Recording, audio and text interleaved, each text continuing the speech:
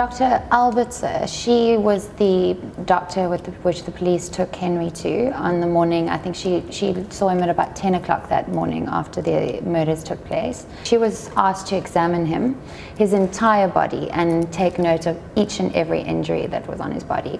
So there was a long list, because if there was a scrape or an abrasion or a cut, or a stab wound, then she would give details. So she notes all of this, and then the police said, do you think it could be self-inflicted? And she said, look, that's not her expertise. You need to get somebody in forensics who can make that determination. So she referred it to Dr. Marion Tiemensma, who is a forensic pathologist. Yeah.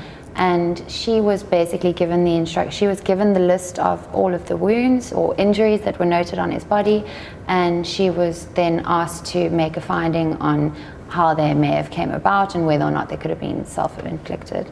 And so they broke it up into various injuries. So there was scrapes and cuts on his upper chest and his upper forearms.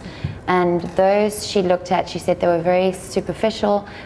She gave quite a lot of detail about them being the direction in which they were done in, and she said that it looks like they were self-inflicted. That's what she concluded.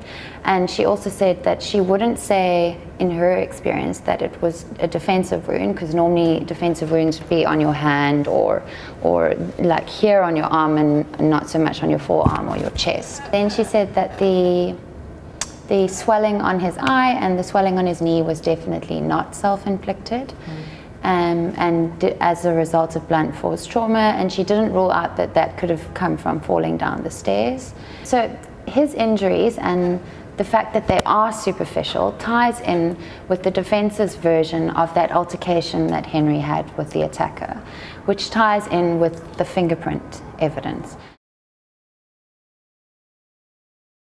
The fingerprints that he did find were actually on the blade of the knife.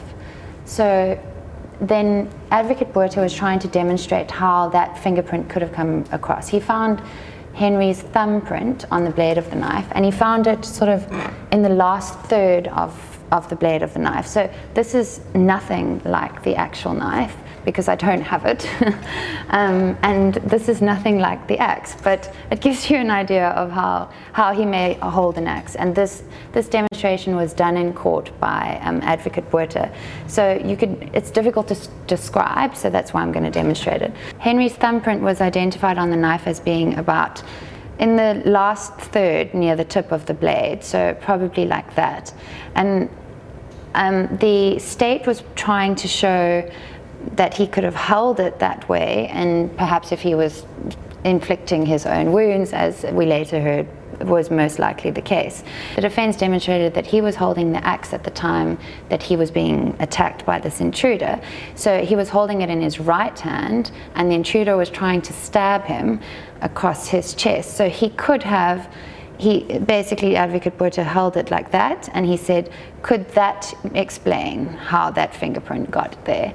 And the fingerprint analysis, the fingerprint expert just said he didn't want to speculate on it, but we can all see that I suppose that is a possible way, that if he was holding the axe in his right hand and trying to ward off the attack, that he might have touched the tip of the blade in that direction.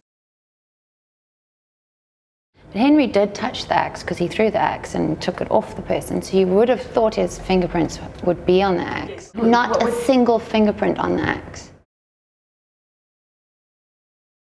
The emergency call was played in court this week, and it was the first time that we actually could put into context that snippet that we'd all heard in social media a few years ago after the murders had taken place, which made it sound like Henry had giggled at the end of describing his family bleeding from the head. And that was actually preceded by about 24 minutes of Henry trying his very best, his utmost, to explain his address and position to an operator who conceded that for the first 20 minutes of that call, she thought that Henry was pranking her. So she made up her mind at the very beginning of that call that there was something weird about Henry, and she wasn't really going to take his story seriously. And she did then tell the court, so it's really frustrating to listen to that call, and it was the one moment in in the entire trial. We've seen Henry cry a few times, but listening to that call, it was almost as if he was reliving that frustration, but being able to be emotional about it, because he got really emotional in court when they played that call into the record. He was trying to hide his face. The media was all sitting on one side of the court, and he was trying really hard to hide that he was starting to get emotional, and it reached a point where he was sobbing, but quietly. So he was stifling it, but he was notably really upset.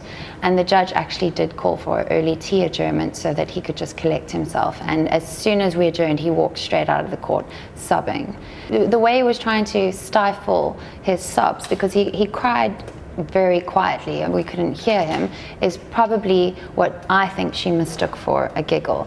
However, it really is the judge's decision. He's got to sit with his assessor, he's got a copy of that tape, he'll listen to it over and over again, and he will need to decide, was Henry calm, was he stuttering, and was that a giggle or wasn't it?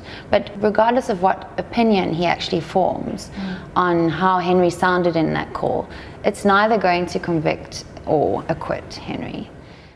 For live updates from court as this trial unfolds, follow me on Twitter. My handle is @TraceyAMS.